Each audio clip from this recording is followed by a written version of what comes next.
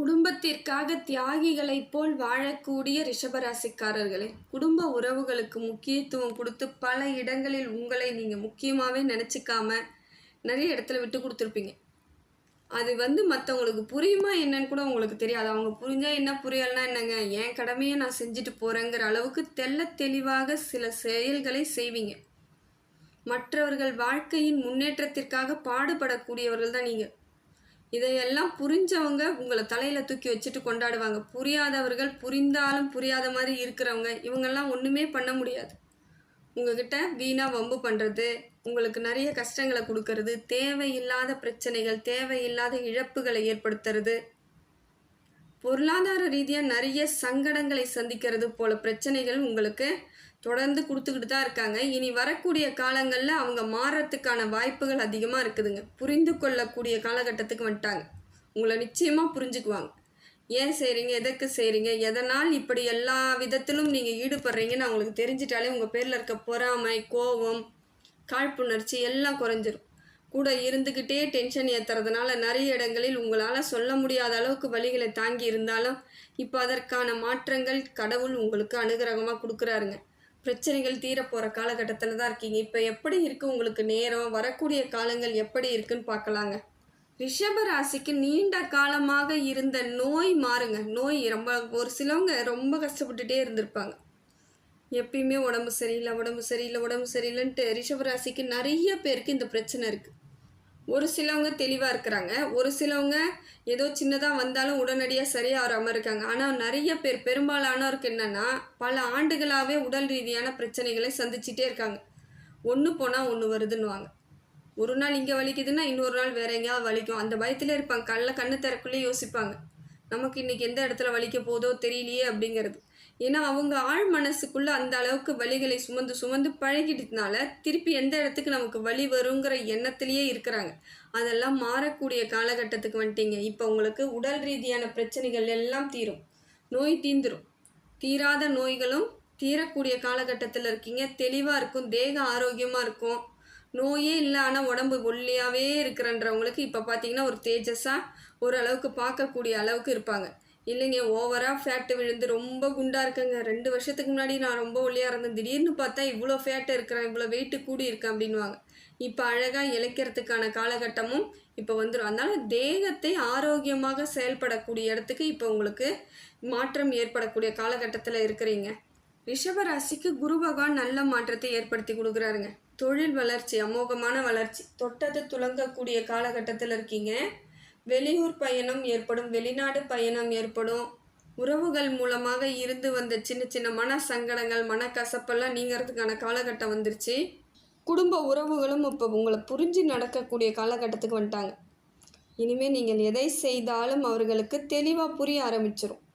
எந்த காரணத்துக்காக நீங்கள் இதை இவங்களுக்கு இவ்வளோ நாள் செஞ்சீங்க, எதற்காக எல்லாத்துக்கும் சொல்லிக்கிட்டே இருந்தீங்க, எதுக்கு அட்வைஸ் பண்ணிக்கிட்டே இருக்கிறாங்க இவங்க அப்படிலாம் தோணும் மற்றவங்களுக்கு. நீ எனக்கு அட்வைஸ் பண்ணாதன்னுவாங்க. ஆனால் உங்களால் செய்கிறது தப்புன்னு சொல்லாமல் இருக்க முடியாது. நீ கேட்டால் கேளு, கேட்க கட்டியப்போ நான் சொல்ல வேண்டிய கடமையை சொல்கிறேன்னு எத்தனையோ இடத்துல சொன்னீங்க பார்த்தீங்களா? அதோட விளைவு இப்போ அவங்க புரிஞ்சுக்கிட்டு நல்லபடியாக இருக்கும் பொழுது உங்களை நினச்சி பார்ப்பாங்க. அன்றைக்கி சொன்னப்போ நம்ம புரிஞ்சிக்கல, அந்த மாதிரி தானே இப்போ நமக்கு சரியான அமைப்பு ஏற்பட்டிருக்கு அப்படிங்கிறத தெளிவாக புரிஞ்சுக்கிட்டு இனிமேல் நீங்கள் சொல்லும் சொல்லுக்கு மரியாதை கிடைக்கும்.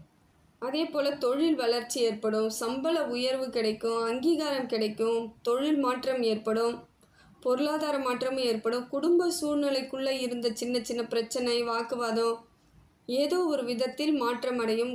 அதே போல் குழந்தைகளால் ஏற்பட்ட பிரச்சனைகளுக்கெல்லாம் வடிவு கிடச்சிரும். எப்போ பார்த்தாலும் சின்னதாக குழந்தைங்களால் பிரச்சனை இருந்துகிட்டே இருக்கலாம். ஒன்று அவங்களுக்கு உடல் ரீதியான நிறைய பிரச்சனைகள் வரும்பொழுது அதை தாங்கி கொள்ள முடியாமல் நிறைய ரிஷபராசி பெண்கள்லாம் பாடுபட்டிருப்பாங்க. குழந்தைக்கு உடம்பு சரியில்லை, என்ன பண்ணுறதுன்னு தெரியல, என்ன பிரச்சனைனே தெரியலங்க அப்படின்லாம் நினச்சிருப்பீங்க இல்லையா? இப்போ எல்லாம் மாறிடும். நேற்று பார்த்தா ஜுரம் அடிச்சதுன்னாங்க, இன்றைக்கி பார்த்தா சளி பிடிச்சிருக்குங்க, நாளைக்கு என்ன நடக்குமோ அப்படிலாம் பயந்தீங்கல்ல, இப்போ எல்லாம் மாறிடும்.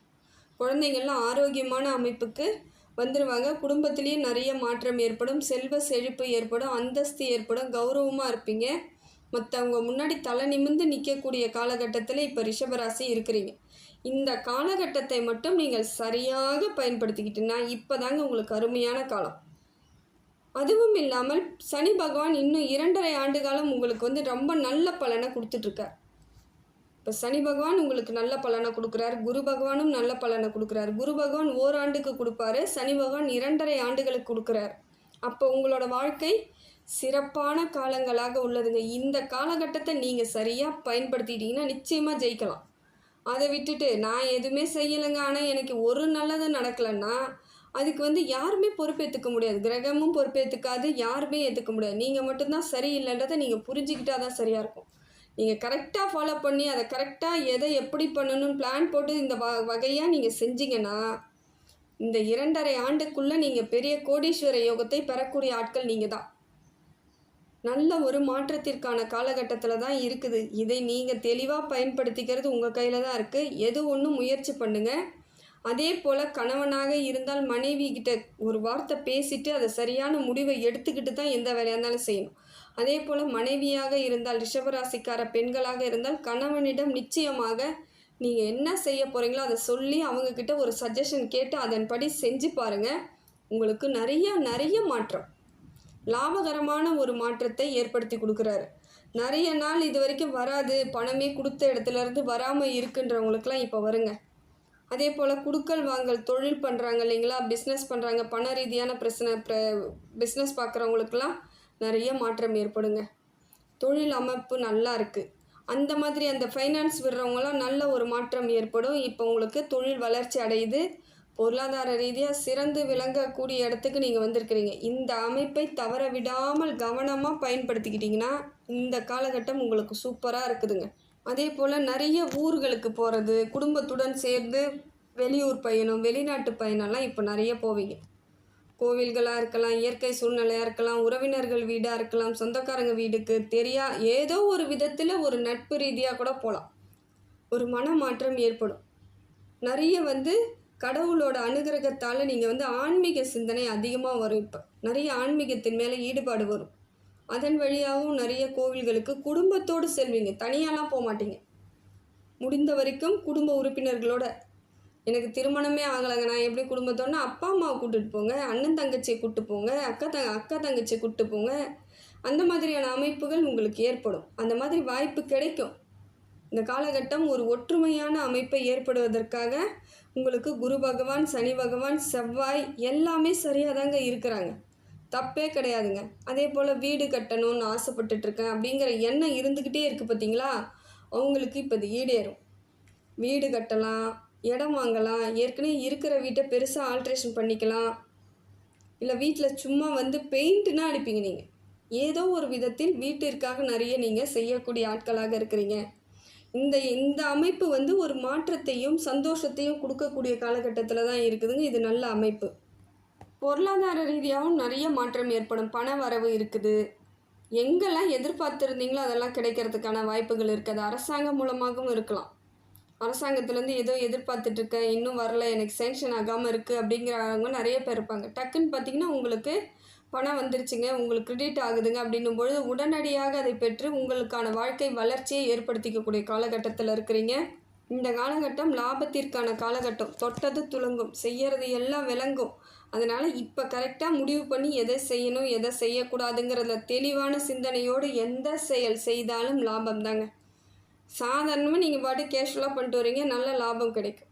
அந்த மாதிரியான அமைப்பை இப்போ உங்களுக்கு இருக்குது. இந்த காலகட்டத்தை நீங்கள் கெட்டியமாக பிடிச்சிக்கோங்க, தவறாமல் பயன்படுத்துங்க. இது உங்களுக்கு நல்லதை மாற்றத்தை ஏற்படுத்தி கொடுக்குது. அதே போல் இடம் வீடு வாங்கிறது இதெல்லாம் இருந்தாலும் சில சமயங்களில் தொழில் வளர்ச்சிக்காக நிறைய பொருளாதார மாற்றத்தை ஏற்படுத்தி போட்டு விடுவீங்க. மூலதனம் உங்களுக்கு அதிகமாக தேவைப்படும் பொழுது அதுலேயும் இன்வெஸ்ட்மெண்ட் பண்ணுவீங்க. ஒரு சிலர் அதுக்காக இடத்த விற்கிறவங்களும் இருப்பாங்க, வீட்டை விற்கிறவங்களாம் இருப்பாங்க. அதெல்லாம் இப்போ உங்களுக்கு லாபத்தை கொடுக்குங்க. செல்வ செழிப்போடு இருக்குது, அந்தஸ்தோடு இருக்குது. நினைத்த காரியங்கள் நிறைவேறுவதற்கான காலகட்டத்தில் உறுதியாக இருக்கிறீங்க. இந்த அமைப்பு உங்களுக்கு சரியான யோக பலனை கொடுக்குதுங்க. எவ்வளோ கஷ்டப்பட்டேன், எவ்வளோ வருத்தம் அடைஞ்சிட்டேன், எனக்கு ஒன்றுமே நடக்கலையேன்னு நினச்சவங்க கூட இப்போ பாருங்கள், தன்னால் மாற்றம் ஏற்படும். உயர்ந்து நிற்பீங்க, முன்னேறி நிற்பீங்க, தலை நிமிர்ந்து நிற்பீங்க, கௌரவமாக இருப்பீங்க. அந்தஸ்து, செயல்பாடு எல்லாமே தெளிவாக இருக்கும். உங்களை பார்த்து மற்றவங்க பொறாமப்படக்கூடிய இடத்துல தான் இருப்பீங்க. இனிமேல் உங்களுக்கு தலைக்குனிவு கிடையாதுங்க. உறுதியாக சொல்கிற, சரியாக பயன்படுத்திக்கிட்டிங்கன்னா தலை குனிவுன்றது ஒன்று கிடையவே கிடையாது. நல்ல ஒரு கௌரவத்திற்கும் அந்தஸ்திற்கும் ஒரு தெளிவான சிந்தனைக்கும் இப்போ உங்களுக்கு காலகட்டத்தை இறைவன் கொடுத்துருக்கான். அதை கரெக்டாக பயன்படுத்திக்கிறது உங்கள் கையில் தான் இருக்குது. சுப காரியங்கள் நடக்கிறதுக்கான அத்தனை வாய்ப்புகளும் இப்போ இருக்குதுங்க. புதன் பகவான் உங்களுக்கு சுப விரய ஸ்தானத்தில் இருந்து நிறைய சுப காரியங்களை செய்வதற்கான காலகட்டத்தை கொடுக்குறார். திருமணம் ஆகாதவர்களுக்கு திருமணம் யோகம் உண்டாகும். வீடு இல்லாமல் இருக்குதுங்க எனக்குன்றவங்க இப்போ வீடு கட்டிக்குவீங்க. கிரகப்பிரவேசங்கிறது ஒரு செலவு தான். வீடு கட்டுறதுன்றது ஒரு செலவு தான். இடம் வாங்குறவங்க நிறைய பேர் வாங்குவாங்க.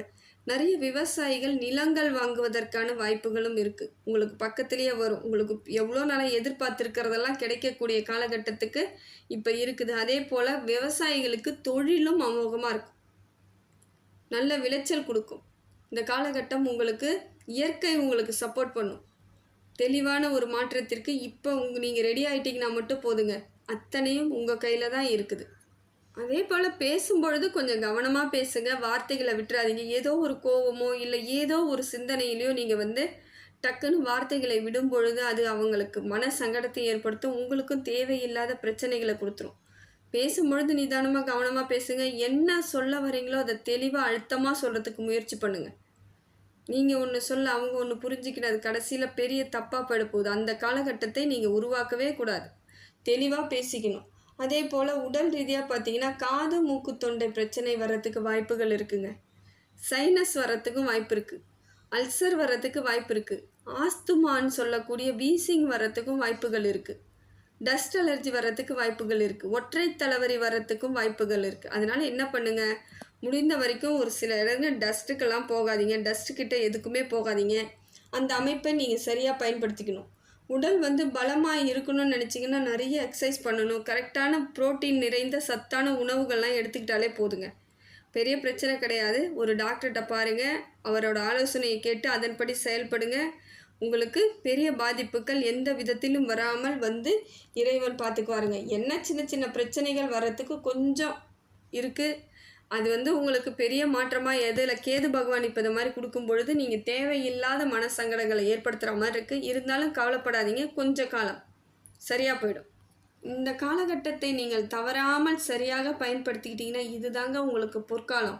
இந்த காலகட்டத்தை கண்டிப்பாக கையாளும் விதத்தோடு கையாண்டு பாருங்கள். வாழ்க்கையில் ஜெயிக்கிறதுக்கு கடவுள் உங்களுக்கு இந்த வாய்ப்பை கொடுத்துருக்காரு. இதோட ரிஷபராசிக்கு 30 ஆண்டுகள் கழித்து தான் வரும். ஆனால் இப்போ உங்களுக்கு கிடைச்சிருக்குன்னா நீங்கள் யோகாதிபதியாக தான் இருக்கிறீங்க. நல்ல யோக ராசிக்காரர்களாக இருக்கிறீங்க. கடவுளோட அனுகிரகம் இருப்பதனால் இந்த காலகட்டம் உங்களுக்கு சிறப்பான பலனை கொடுக்குதுங்க. இதை நீங்கள் தவறாமல் பயன்படுத்தி வாழ்க்கையில் ஜெயிச்சிங்கன்னா இறைவன் எப்பொழுதும் உங்கள் பக்கத்திலே இருக்காருன்னு அர்த்தம்.